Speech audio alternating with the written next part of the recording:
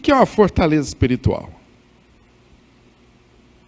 É uma atitude mental dominada pela desesperança, que nos leva a aceitar como imutáveis situações que sabemos serem contrárias à vontade de Deus.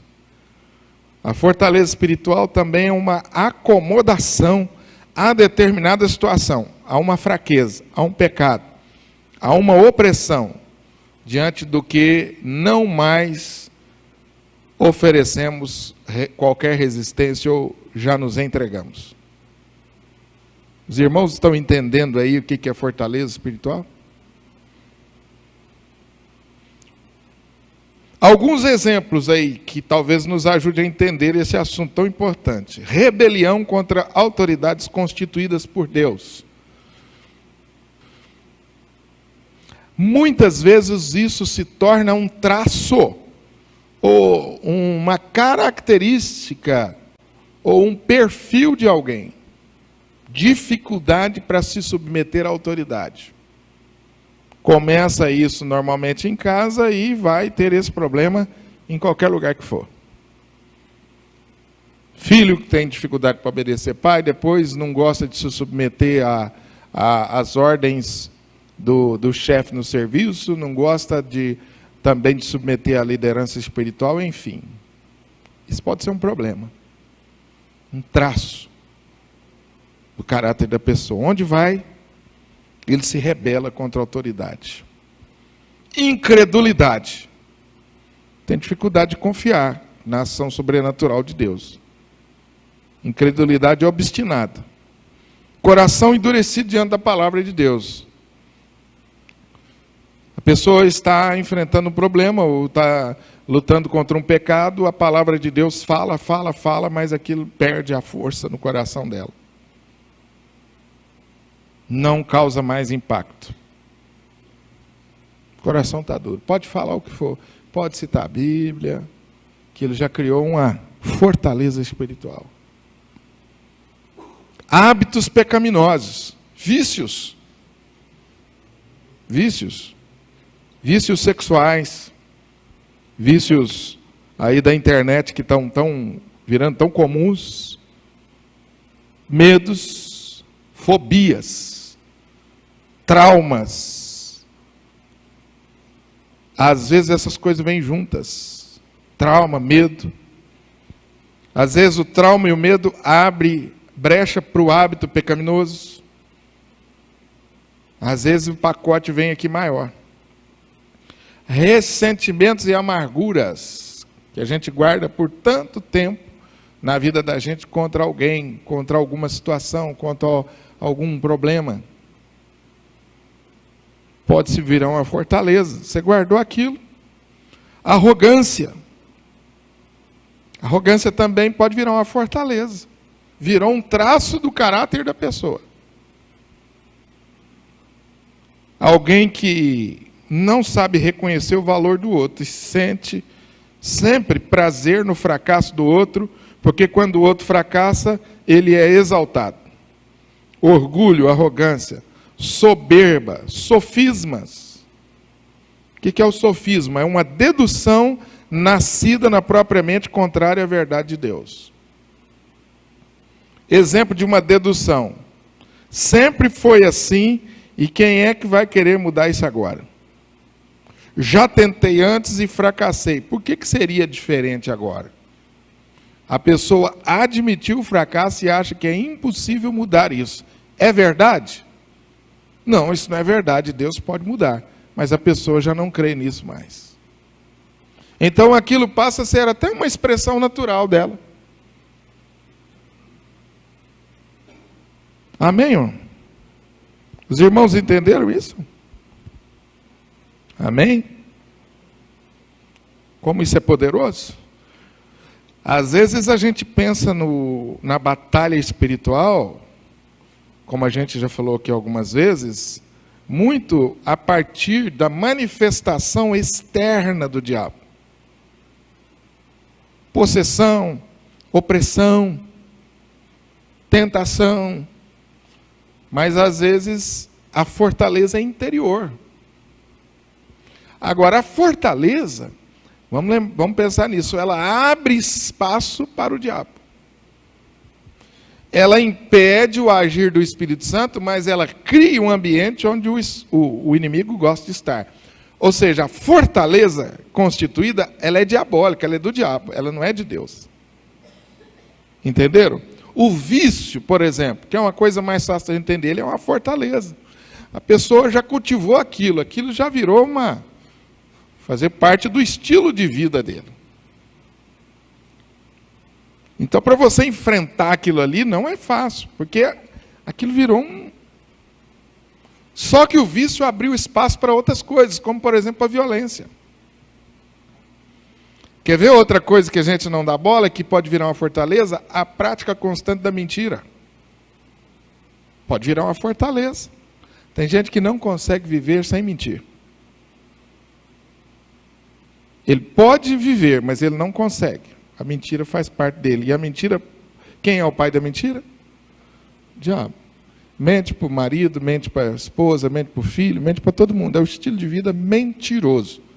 Ele não só mente, pratica mentira, mas ele vive na mentira. O estilo de vida dele virou uma fortaleza. Então, nós precisamos tomar muito cuidado com isso. Procurar identificar. É óbvio que, né, irmãos, nós estamos falando primeiramente da gente mesmo. Pastor, mas o crente pode ter fortalezas nele? Pode sim. Sabe por que Paulo disse lá nas suas cartas, habite ricamente Cristo em vossos corações? A palavra habite é uma palavra usada para casa. Então, Paulo tinha a ideia que a nossa vida fosse uma casa, obviamente em cômodos, e Paulo está dizendo para os crentes que Cristo habite em todos os cômodos da sua casa. Porque quando você tem um cômodo ou uma área da sua vida que Deus não domina, ela se transforma numa fortaleza. E aí você é um crente dividido na sua disposição. Isso é cura interior, né, Belozir? Às vezes a gente vem para a igreja, se converte, entrega a vida a Cristo, mas não confronta fortalezas. Continua assim. Eu gosto das músicas, eu gosto do ambiente, eu aprendi algumas coisas e eu desenvolvi um estilo de vida evangélico. Mas Jesus ainda não domina toda a minha vida. E aí de vez em quando eu deixo escapar alguma coisa. Já viu o crente que se converteu, mas de vez em quando ele está sozinho, solta um palavrão, é só a coisa apertar e solta um palavrão? Ele não conseguiu ainda forjar um outro estilo de vida. Ou senão a violência, ou senão a agressão. Fora as coisas particulares, né, gente? Que hoje em dia, aliás, domingo, quem estava na sala de Novos Domingo? Bruna, né, Bruno? Lucas? Ali em cima também, o Pedro. Nós abordamos a questão do uso, né, do celular, não foi? Eu acabei repetindo no culto um pouco isso. Eu estava falando para o pessoal que o desafio que a moçada tem hoje de ser crente dentro do quarto. Você não precisa sair do quarto para se envolver com a prostituição grosseira, que antigamente você precisava, né? Antigamente chamava zona de prostituição. Não existe isso mais. Ninguém sabe nem o que é isso. Os meninos não sabem o que é isso mais não. O menino ou o moço, ele ia nesse determinado lugar que tinha endereço. Não é? Agora não. Tranca a porta do quarto e aquilo ali virou uma zona de prostituição. Num negócio desse tamanho aqui, ó. Então eu estava explicando para eles, o desafio hoje da moçada, em alguns aspectos, é poderoso. E dos pais também, né? Porque aí você tranca o porta e fala assim, vamos dormir, apaga as luzes, você pensa que está tudo em paz. Esses dias um pai me contou, pastor, eu esperei tudo fechar e acabar, e fui lá. Eu estava desconfiado. Tinha uma luzinha lá. Pá, pá, bati no quarto, peguei no pulo. Depois que todo mundo dormiu, foi lá, né? Debaixo da coberta. E isso aqui dá acesso a tudo. É violento, né, gente? E aí você desenvolve um estilo de vida particular e aquilo afeta poderosamente sua vida espiritual. O Hospital das Clínicas tem um departamento hoje lá na psicanálise que só cuida de viciados em internet. 25% dos pacientes da psiquiatria são viciados em internet. 25% da psiquiatria. Essa estatística já tem alguns anos. Com certeza ela aumentou. Então, quando nós falamos aqui, irmãos, em fortaleza espiritual, nós temos que atualizar.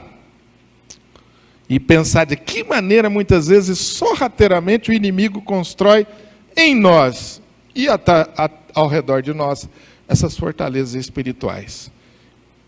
Inclusive na nossa mente. Bom, agora o mais importante para encerrar. Como vencer as fortalezas espirituais? Josué era um homem corajoso e manifestou fé. Uma fé que ele aprendeu com Moisés. Josué era um homem que tinha uma herança extraordinária. Nada mais, nada menos, ele foi discipulado por Moisés. Essa foi a herança de Josué. As experiências que ele viveu ao lado de Moisés. E tudo isso deu a Josué condições para que ele avançasse diante da fortaleza, com coragem e com fé.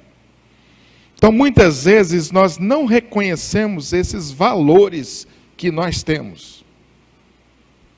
Valores que nós recebemos dos pais, valores na nossa formação educacional, valores que nós recebemos através das experiências que Deus nos deu. Tudo isso é a nossa bagagem, é o nosso capital. Essa é a nossa força. Lembra de como Davi enfrentou Golias? De onde veio a experiência? O que Davi disse quando ele questionado? Que ele já tinha experiência de vencer outras batalhas. Aquele era o capital dele. Eu já conheço como Deus age. Eu já experimentei. E com base nisso eu vou. Davi então reconheceu esse valor que ele tinha. Para que você possa avançar. Então, quando eu falo assim, vencer fortaleza, você pensa assim, mas será que eu consigo? Consegue. Reúna os seus valores. Confie no seu potencial. Potencial que Deus te deu, na sua capacidade.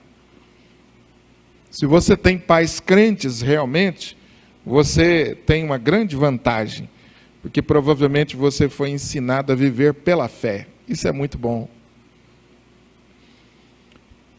Nós vencemos as fortalezas pela graça de nosso Senhor Jesus Cristo. É por meio de Jesus, irmãos. Não tem como. É o sangue de Jesus que nos dá a vitória sobre essa fortaleza que Satanás opera. A história da prostituta Raabe mostra para nós como Deus é gracioso. Uma história que parece que destoa, né, do contexto, mas você veja no capítulo 2 a história de Raabe e volta aqui no capítulo 6, Deus cumprindo a sua promessa de salvação a Raabe. Era uma mulher, do ponto de vista humano, fora da graça, fora do contexto de salvação, mas ela confiou e Deus honrou a sua fé. É assim que nós vencemos, é no nome de Jesus. Vencemos as fortalezas quando nos submetemos às estratégias de Deus. Josué deveria ser obediente às instruções de Deus, não apenas ao que fazer, mas também em como fazer. Para o nosso Deus, não importa apenas resultados, mas importa como obtemos.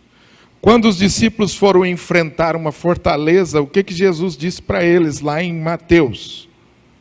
Lembram? E eles enfrentaram a fortaleza e não conseguiram. E Jesus deu para eles a estratégia. Qual que era a estratégia que Jesus deu? Olha, essa fortaleza é só com oração e jejum.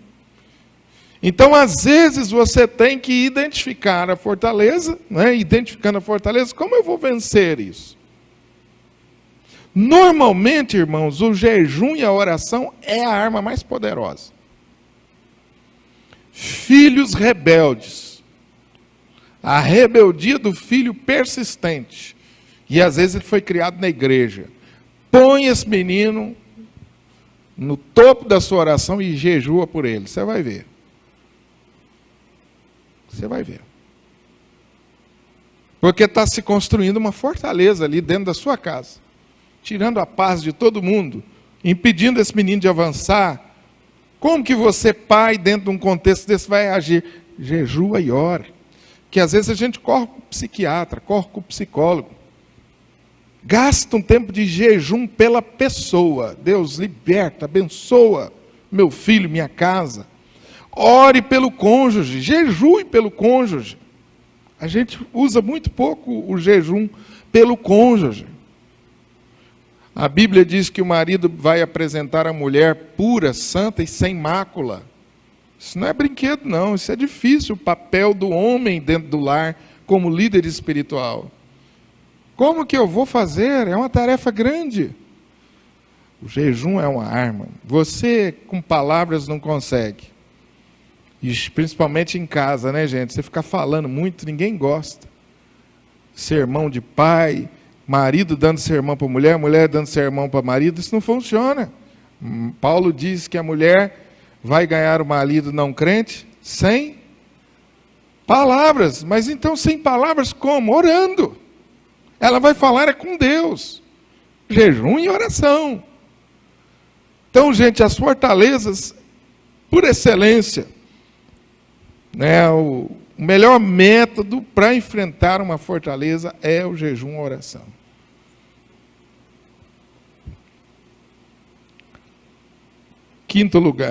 Quarto lugar, não se envolva com o pecado. Josué disse ao povo: guardai-vos das coisas condenadas, não as tome, porque se vocês fizerem, vocês vão tornar o arraial maldito. Infelizmente, o versículo 7 disse que, o capítulo 7 mostra que isso aconteceu. E o povo pagou caro por isso. Então, quando você for enfrentar uma fortaleza, santifique a sua vida, não deixe pecado sem ser confessado. Verifique isso, não deixe pecado sem ser confessado. Quinto lugar, você vence fortaleza com espírito de louvor e adoração. Lembra como Paulo e Silas enfrentaram aquele momento de cadeia? Na prisão, por volta da meia-noite, ao invés de murmurar, esses homens oravam e cantavam louvores. Foi assim que as fortalezas caíram. E os demais companheiros de prisão escutavam, e de repente um terremoto derrubou as fortalezas. Então louve ao Senhor, agradeça a Deus, reconheça a soberania de Deus, exalte a pessoa de Jesus. Não dê lugar à murmuração. Murmuração afasta o Espírito Santo, o louvor atrai o Espírito Santo. O Espírito Santo gosta de estar onde há louvor. Foi assim que o povo enfrentou. Toque a trombeta. A trombeta era usada para o louvor. Não foi um toque, gente, de guerra, no sentido apenas físico, não. Aquilo lá foi louvor. Olha, vocês vão tocar a trombeta em louvor a Deus. E toda a ação do povo foi uma ação de fé, né? Não foi só música, não foi só som. Havia vida junto com o barulho da trombeta, com o sonido da trombeta. Então as muralhas caíram. Então, quando Deus vê a vida como expressão de louvor, pode até não ter uma música bonita, nem uma voz afinada. O que Ele vai olhar é o coração nosso. E as muralhas vão cair. Assim como foi com Josué naqueles dias, assim será comigo e com você. As muralhas cairão. Amém. Vamos orar? Vamos ficar de pé para vocês descansarem no banco duro?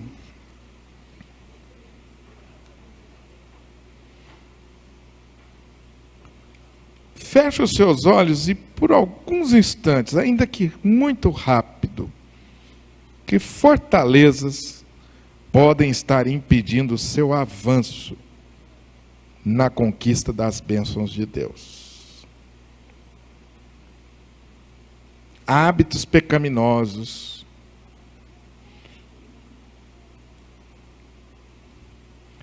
mentira, já falamos aqui, quando ela é repetida, crítica, atitudes soberbas, são coisas que às vezes nós nos acostumamos com elas, mas vão se constituindo em fortaleza. Vamos orar por isso, para que Deus nos dê sabedoria, coragem de olhar para nós mesmos, para que a luz de Jesus chegue em nossos corações e nos mostre se porventura existam fortalezas em nós. Que Deus nos ajude a enfrentá-las no poder de Jesus, para que o Espírito possa nos conduzir a vitórias maiores.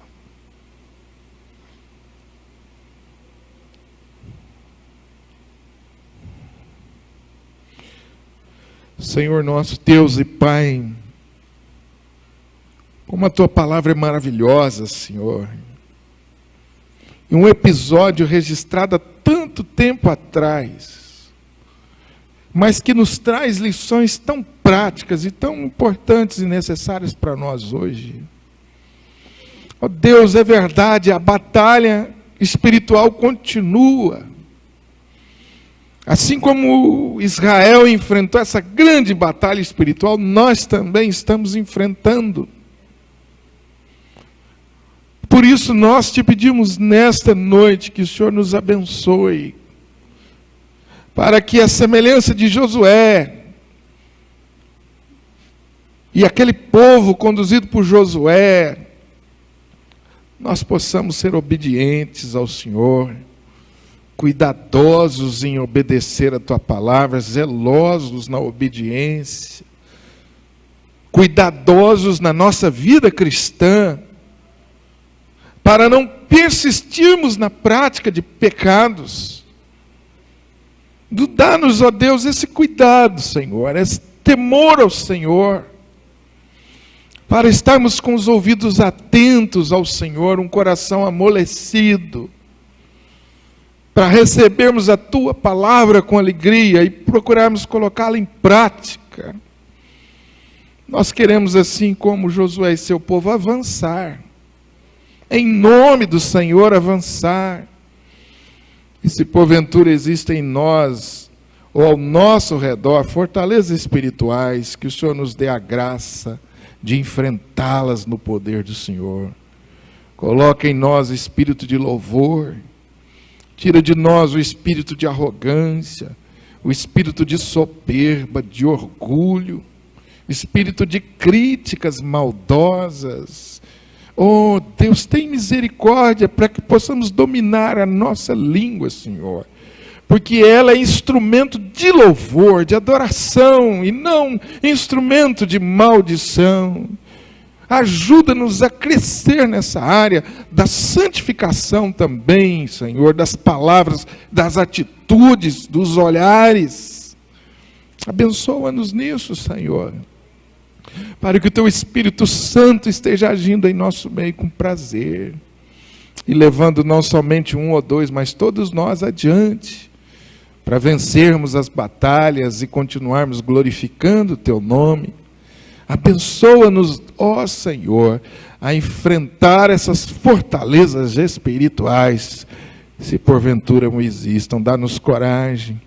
Ensina-nos a orar mais, a buscar mais, a depender mais, a jejuar, Senhor. Oh Deus, dá a nós isto, Senhor, nós precisamos. E o mundo, Senhor, precisa ver que é assim que nós vivemos. É na base da força espiritual que as nossas armas não são carnais. As nossas armas são espirituais. Abençoa-nos, ó Deus, para que nós caminhemos dentro dessa visão. Louvado e louvado seja o teu nome, que nos dá força para derrubar as muralhas. E nós vamos no teu nome, Jesus, derrubando muralhas para a glória do Senhor. Exalte o seu nome na nossa vida. Em nome de Jesus, nós te pedimos e te oramos. Que o amor de Deus e a graça do nosso Senhor e Salvador, as consolações e o poder do Espírito Santo, seja sobre a vida dos irmãos agora e sempre. Amém e amém. Deus abençoe vocês com a noite de descanso.